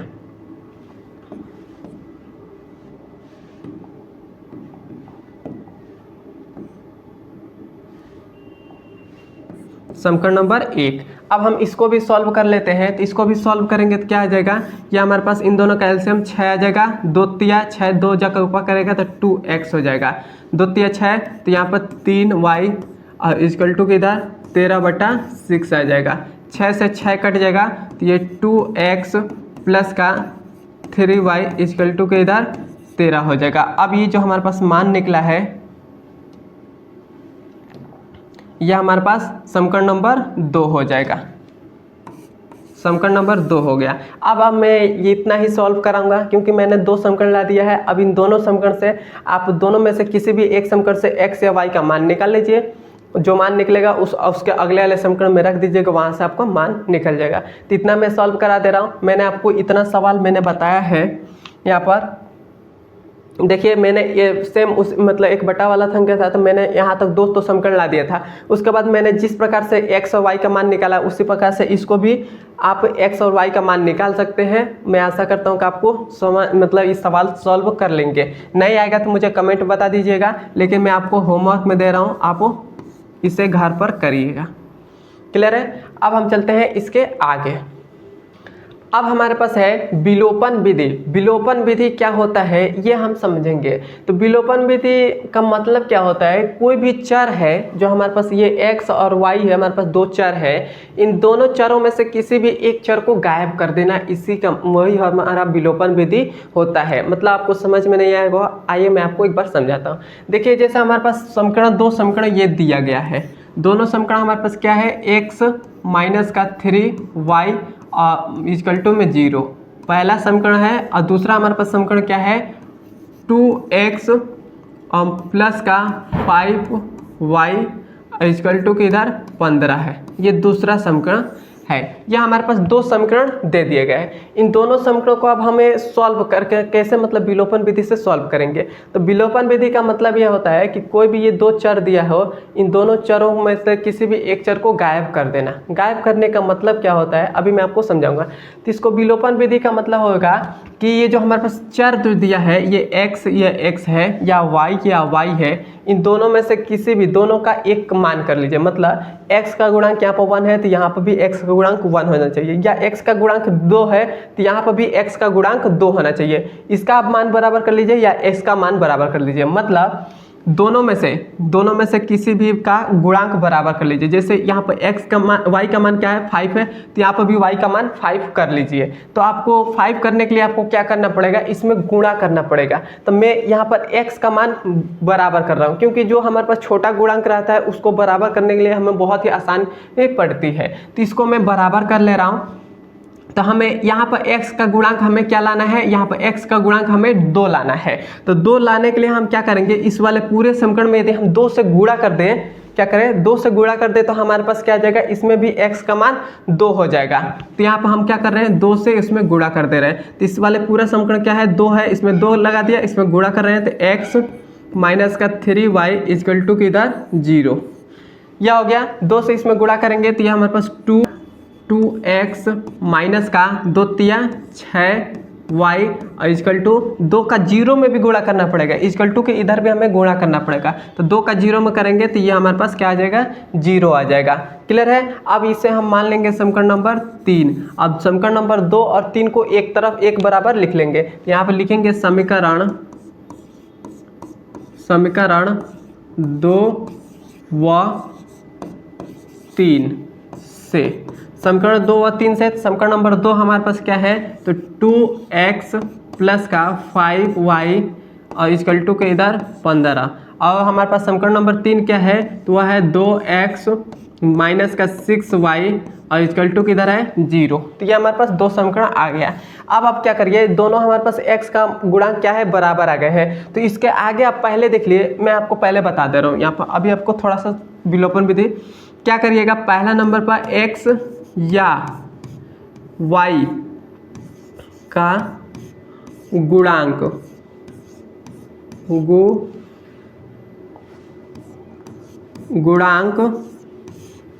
बराबर, पहले आप x या y का गुणांक बराबर करिएगा। जिस प्रकार मैंने x और y का x का यहाँ पर गुणांक बराबर किया, तो दोनों में से किसी भी का आप गुणांक पहले बराबर कर सकते हैं। तो बराबर करेंगे, ये पहला स्टेप है। और दूसरा स्टेप क्या है, दूसरा स्टेप क्या है कि ये जो हमारे पास x और y का गुणांक बराबर आ गए हैं, तो दोनों को मतलब एक तरफ एक मतलब ऊपर नीचे लिख लेंगे दोनों को। उसके बाद देखेंगे कि जो हमारे पास चिन्ह है, मतलब 2 के आगे किस चीज़ का चिन्ह है, प्लस का चिन्ह है, इसके भी आगे 2 के आगे प्लस का चिन्ह है। तो जब हमारे पास प्लस और प्लस का चिन्ह होगा तो हम उसको घटा देंगे, घटाएं, क्या करेंगे घटा देंगे। और हमारे पास तीसरा स्टेप क्या है, जब हमारे पास डिफरेंट होगा प्लस माइनस होगा तो उसको हम क्या कर देंगे जोड़ देंगे। जोड़ देंगे। तो यहाँ पर हमारे पास क्या है, 2 के आगे प्लस का चिन्ह है, 2 के आगे प्लस का चिन्ह, दोनों का क्या है, समान है, चिन्ह बराबर है, तो उसको क्या करेंगे, घटा देंगे। तो घटाएंगे तो क्या हो जाएगा, यहाँ पर माइनस लग जाएगा, यहाँ पर माइनस रहेगा तो वहाँ पर प्लस लगा देंगे, और जहाँ पर प्लस रहेगा वहाँ पर माइनस लगा देंगे। क्लियर है। तो ये हमारे पास 2 से 2 कट गया, अब 5y है और यहाँ पर 6y है, तो ये हमारे पास कितना हो जाएगा, 11y इक्वल टू इधर हमारे पास क्या आ जाएगा, तो ये हमारे पास आ जाएगा 15 आ जाएगा। तो y का मान हमारे पास क्या निकला, 15/11 निकल गया। y का मान क्या आ गया, 15/11 आ गया। तो y का मान अब हमारे पास 15/11 आ गया। तो इस y का मान समीकरण 1, 2 या 3 में किसी में भी रख दीजिए, वहाँ से x का मान निकल जाएगा। तो यहाँ पर हम रखते हैं, इस वाले को आप ध्यान में रखिएगा। जब तक आप इन तीनों को ध्यान में रखेंगे तो आपको विलोपन विधि बहुत ही आसान तरीके से बनाना आ जाएगा।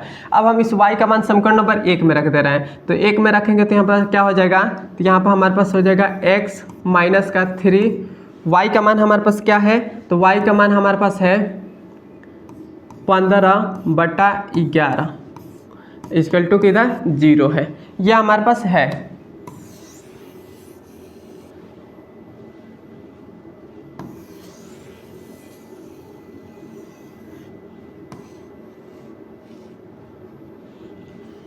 तो यह हमारे पास क्या हो जाएगा, x माइनस 15 तिया 45/11 इक्वल टू किधर 0। तो x बराबर 45/11 हो जाएगा। माइनस का 45/11 था, इधर आएगा तो प्लस का 45/11 हो गया। क्लियर है। तो x का मान भी निकल गया आसानी तरीके से। तो यहाँ पर देख लीजिए, मैंने y का मान भी निकाल दिया और x का मान भी निकाल दिया। क्लियर है। तो ऐसे ही आप निकालेंगे। मैं आपको फिर से एक बार विलोपन विधि बता दे रहा हूँ। पहले नंबर पर क्या करेंगे, x और y के जो गुणांक होगा उसको बराबर करेंगे। जब बराबर हो जाएगा तो जो हमारे पास ये जो दोनों को ऊपर नीचे लिख लेंगे। उसके बाद देखेंगे कि चिन्ह यदि बराबर होगा तो घटा देंगे, चिन्ह यदि डिफरेंट होगा, अलग अलग चिन्ह होगा, जैसे यहाँ पर प्लस हो जाए, यहाँ पर माइनस हो जाए, तो उसको हम घटा देंगे, उसको जोड़ देंगे। लेकिन जब चिन्ह हमारे पास बराबर आएगा तो उसको घटाएंगे, और चिन्ह हमारे पास डिफरेंट रहेगा, अलग अलग रहेगा, तो उसको हम जोड़ देंगे। क्लियर है। अब मैं आशा करता हूँ कि आपको समझ में आ गया होगा। अब हम चलते हैं इसके आगे। तो इसके आगे हमारे पास ये भी है, इसको मैं मिटा दे रहा हूँ।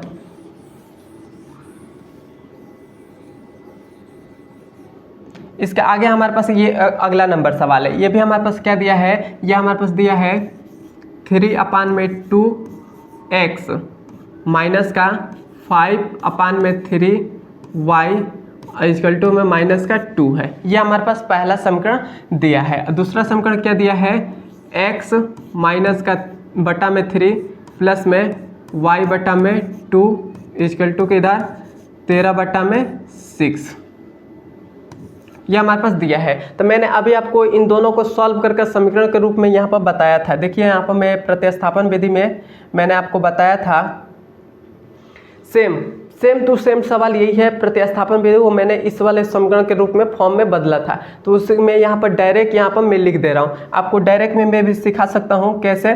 जब भी आपको इस टाइप से सवाल मिले, इस टाइप से, तो आप क्या करिएगा, आप इस 3 का ऊपर गुणा कर दीजिएगा, मतलब इसका क्रॉस गुणा कर दीजिएगा। x को छोड़कर इन दोनों को ऊपर और नीचे गुणा कर दीजिएगा। मतलब 3 का ऊपर करेंगे तो ये हो जाएगा 9 हो जाएगा, और ये x है तो x हो गया। क्लियर है। वहाँ पर माइनस है तो माइनस लगा दे। 2 का ऊपर करेंगे तो 10 हो जाएगा, 2 का 5 में करेंगे 10, y है तो y हो गया। इक्वल टू की इधर हमारे पास क्या है, तो माइनस का 2 है, और इसके पूरा बटा में इन दोनों का 3 और 2 का एलसीएम लेंगे तो 6 आ जाएगा। 6 को इधर भेज देंगे तो ये हमारे पास 9x माइनस का 10y, और ये हमारे पास क्या हो जाएगा, माइनस का 12। 6 भाग में था, इधर आएगा तो गुणा में हो जाएगा, तो माइनस का 12 हो गया। क्लियर है।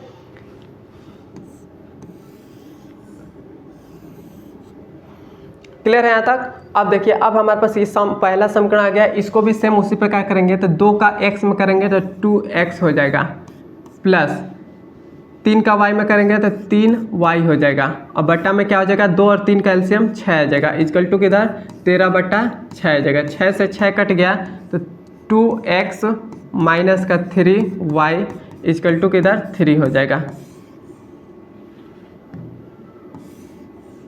तो हमारे पास दूसरा समीकरण मिल गया, ये हमारे पास पहला समीकरण है। क्लियर है। अब हमारे पास पहला और दूसरा समीकरण मिल गया है। अब हमारे पास पहला और दूसरा समीकरण मिल गया है, तो अब हम इसे विलोपन विधि से कैसे हल करेंगे। तो मैंने आपको पहले बताया था x और y का गुणांक बराबर पहले करिए। तो x और y का गुणांक यहाँ पर बराबर करने के लिए हमको थोड़ा सा दिमाग लगाना पड़ेगा। कैसे, इन दोनों में यदि हमारे पास यहाँ पर 2 है और यहाँ पर 9 है, यहाँ पर 3 है, यहाँ पर 10 है, क्या है 10 है। बराबर करने के लिए आप क्या करिए, हम इसमें y का मान बराबर कर रहे हैं। क्यों y का मान बराबर कर रहे हैं, क्योंकि हमारे पास y का मान बराबर करेंगे थोड़ा सा आसान पड़ेगा। आसान कैसे पड़ेगा, क्योंकि यहाँ इसमें हम क्या करें, इसमें यदि हम 3 से गुणा कर दें, इस पूरे समीकरण में यदि हम मैं 3 से गुणा कर दूँ, इस पूरे समीकरण में 10 से गुणा कर दूँ, तो यह हमारे पास दोनों मतलब y का गुणांक होगा बराबर हो जाएगा। कैसे, मैं यहाँ पर सॉल्व कर कर दिखा रहा हूँ। जैसे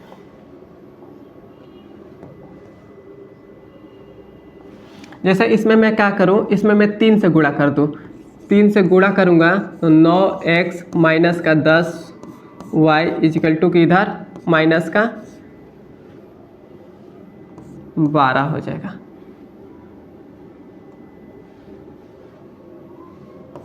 इसमें जब गुणा करेंगे 3 से तो यह क्या हो जाएगा, 9 27 हो जाएगा। और x माइनस 3 का 10 में करेंगे तो 30y इजकल टू 12 तिया 36 हो जाएगा। तो ये हो गया 36। तो ये हमारे पास आ गया पहला समीकरण, इस फॉर्म में आ गया। अब हम इसमें भी अब हम 10 से गुणा करेंगे तो हमारे पास क्या आ जाएगा, तो यहाँ हमारे पास इसमें हम क्या करेंगे 10 से गुणा करेंगे। तो यहाँ पर 10 लिख दे रहा हूँ, ये 2x प्लस का 3y इजकल टू किधर 13। तो इसमें गुणा करेंगे तो हमारे पास क्या आ जाएगा, 10 दूना 20 हो जाएगा, x 10 तिया 30 y 10 का 13 में करेंगे तो 10 तिया 30 का 0 3 हासिल 10 एकने 10 और 3 13 130 आ गया। तो ये हमारे पास पहला दूसरा समीकरण आ गया। अब हम यहाँ पर इसका नाम हम दे दे रहे हैं समीकरण नंबर 3, इसका नाम हम दे दे रहे हैं समीकरण नंबर 4। तो समीकरण 3 और 4 को एक तरफ मतलब उसके मतलब ऊपर और नीचे लिख लेंगे। तो मैं यहाँ पर डायरेक्ट मैं यहाँ पर लिख दे रहा हूँ,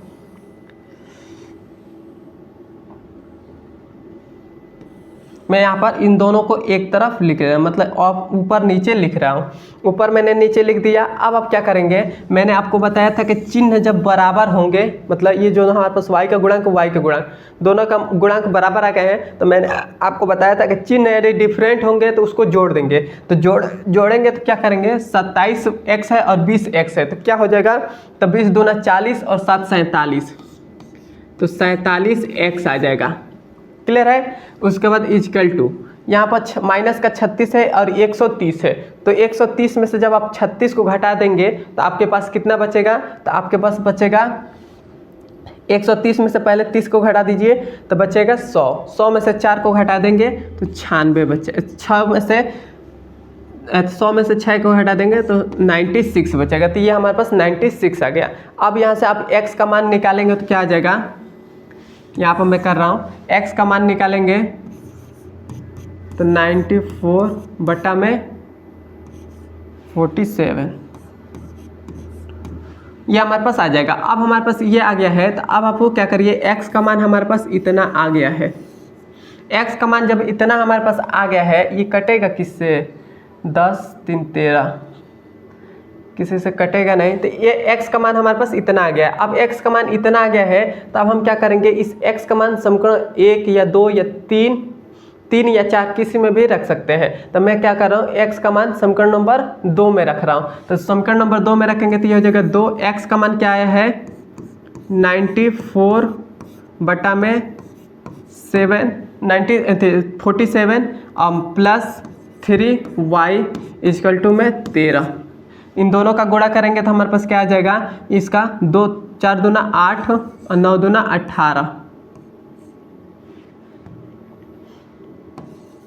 188 और बटा में 47 है तो 47, और यहाँ पर प्लस का 3y है तो 3y इजकल टू के इधर 13। इसको हम इधर भेज दे रहे हैं तो ये हमारे पास क्या आ जाएगा 3y इजकल टू के इधर 13। अब ये हमारे पास प्लस में है, इधर आएगा तो माइनस हो जाता है, 188 और बटा में 47 ये हमारे पास आ गया। अब आप क्या करिए, आप इन दोनों का एलसीएम ले लीजिए, मैं इतना ही करा रहा हूँ। 3y इक्वल टू के इधर आप इन दोनों का एलसीएम ले लेंगे तो ये हो जाएगा 47।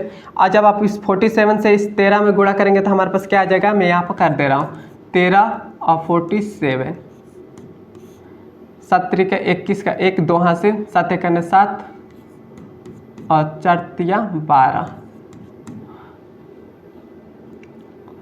तो यह हो जाएगा 19 1 20, 20 के 0 2 हासिल, 4 एकने 4 2 6, मतलब 601 आ जाएगा। कितना आ जाएगा, 601 आ जाएगा। और माइनस है तो माइनस, और 188 है तो 188 हो जाएगा, क्योंकि ये कटेगा तो कट जाएगा। तो ये हमारे पास क्या आ जाएगा, ये हमारे पास 3y इक्वल टू 600 में से 188 घटा देंगे। तो जब आप घटाएंगे और जब जितना भी आ जाएगा, जितना भी आएगा उसके बट्टे में आप 47 लिख दीजिएगा। जितना आ जाएगा उस 3 को इधर भेज दीजिए। तो y बराबर क्या आ जाएगा, मैं यहाँ पर कर नहीं रहा हूँ क्योंकि वीडियो बहुत लंबा हो जा रहा है। 7 और गुणे में आप क्या कर दीजिएगा 3 लिख दीजिएगा। जितना आएगा उतना आपका y का आंसर हो जाएगा। बस 3 इधर गुणा में था, इधर आएगा तो भाग में हो जाएगा और वही हमारा आंसर हो जाएगा। तो y का मान ये आ गया और x का मान हमारे पास ये आ गया। यही हमारा आंसर हो जाएगा। मैं आशा करता हूँ कि आपको समझ में आ गया होगा। अब हम चलते हैं इसके आगे। हमारे पास अगला नंबर सवाल है। यह हमसे सवाल कर रहा है कि 2x प्लस का 3y इक्वल टू में 11 और 2x प्लस का 4y इक्वल टू में माइनस का 24 को हल कीजिए और इससे से m का वह मान ज्ञात कीजिए जिसके लिए y equal to mx plus का 3 हो। मतलब हमसे इसमें कह रहा है कि समीकरणों को दो समीकरण दिए गए हैं, इन दोनों समीकरणों को हल करना है और इसमें हल करके हमें m का मान ज्ञात करना है। तो इसको सबसे पहले तो दोनों समीकरणों को हम पहले सॉल्व करते हैं। दोनों समीकरणों को सॉल्व करेंगे तो हमारे पास क्या आ जाएगा, दोनों समीकरणों को लिख लेते हैं। 2x प्लस का 3y इक्वल टू के इधर 11 और दूसरा समीकरण क्या है 2x माइनस का 4y इक्वल टू के इधर माइनस का 24। दो समीकरण ये हमारे पास दिया है। दोनों समीकरण को आप क्या करिए, विलोपन विधि से या प्रतिस्थापन विधि से सॉल्व कर लिए। लेकिन यहाँ पर आसान पड़ेगा विलोपन विधि। क्यों विलोपन विधि आसान पड़ेगा, क्योंकि जो हमारे पास x का गुणांक है दोनों का बराबर है और इसका जो मतलब इसका जो चिन्ह है, इस 2 के आगे किस चीज़ का चिन्ह है, प्लस का, 2 के आगे प्लस का चिन्ह है। तो इसको सीधे डायरेक्ट आप घटा दीजिए। घटाएंगे तो ये कट जाएगा और यहाँ पर 4y में से 3y को घटा देंगे तो माइनस का 1y बचेगा और इक्वल टू माइनस का 24 में से 11 घटा देंगे तो हमारे पास क्या बचेगा, हम घटाएंगे तो हमारे पास 3 और 1 13 आ जाएगा। माइनस से माइनस कट जाएगा तो y बराबर क्या आ जाएगा 13 आ जाएगा। तो y का मान आ गया हमारे पास 13। अब इस y का मान समीकरण 1 या 2 में रख दीजिए। मतलब इसको मान लेते हैं समीकरण 1, इसको 2, तो 2 और 1 में रख दीजिए किसी में भी। तो रखेंगे तो हमारे पास क्या आ जाएगा, समीकरण नंबर 1 में रखना है। एक हमारे पास क्या है 2x प्लस का 3y इक्वल टू के इधर 11। तो ये हमारे पास हो जाएगा 2x, y का मान क्या है 13 और 11। तो ये हमारे पास आ जाएगा 2x प्लस का 13 तिया 39 इक्वल टू 11। तो यह हमारे पास आ जाएगा 2x इक्वल टू 39 को इधर भेज देंगे तो 11 माइनस 39। तो यह आ जाएगा 2x इक्वल टू 11 में से 39 में से 11 को घटा देंगे तो हमारे पास आ जाएगा 8 और 2 28 आ जाएगा और माइनस का 28 आ जाएगा। 2 को इधर भेजेंगे तो x बराबर क्या आ जाएगा माइनस का 28 बट्टा 2। काटेंगे तो क्या आ जाएगा x बराबर 4 1 माइनस। तो x का मान क्या आ गया, x का मान माइनस का 14 आ गया। तो y का और x का मान हमारे पास निकल गया है। अब हमें क्या करना है, m का मान निकालना है। तो ये हमारे पास एक समीकरण यहाँ पर हमें दे दिया है। क्या दिया है, y बराबर m x प्लस का 3।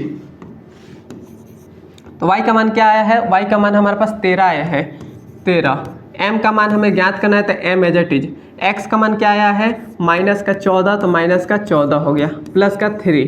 तो ये हो जाएगा प्लस का 3 है, इक्वल टू को उधर भेज दीजिए तो इधर माइनस का 3 हो जाएगा। तो यहाँ पर हो जाएगा 10। यहाँ पर डायरेक्ट में कर रहा हूँ 13 माइनस का 3 इक्वल टू के इधर माइनस का 14 m हो जाएगा। इसका m का 14 माइनस 14 में गुणा किया तो माइनस का 14m हो गया।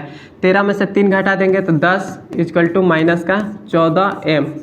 तो ये हमारे पास क्या आ जाएगा, तो ये हम इसको इधर भेज दे रहे हैं, तो ये 10 माइनस का 14/m कटेगा तो क्या हो जाएगा, 2 पच्चे 10 और 2 सत्ते 14। तो ये हमारे पास माइनस का 5/7 आ गया और m। तो हमारे पास m का मान क्या आ गया, माइनस का 5/7 आ गया और यही हमारा आंसर हो जाएगा। क्लियर है यहाँ तक? मैं आशा करता हूँ कि आपको समझ में आ गया होगा। अब हम चलते हैं इसके अगला नंबर पर। इसका अगला नंबर हमारे पास है, कह रहा है कि दो संख्याओं का अंतर 26 है और एक संख्या दूसरी संख्या की 3 गुनी है, तो उन्हें ज्ञात कीजिए।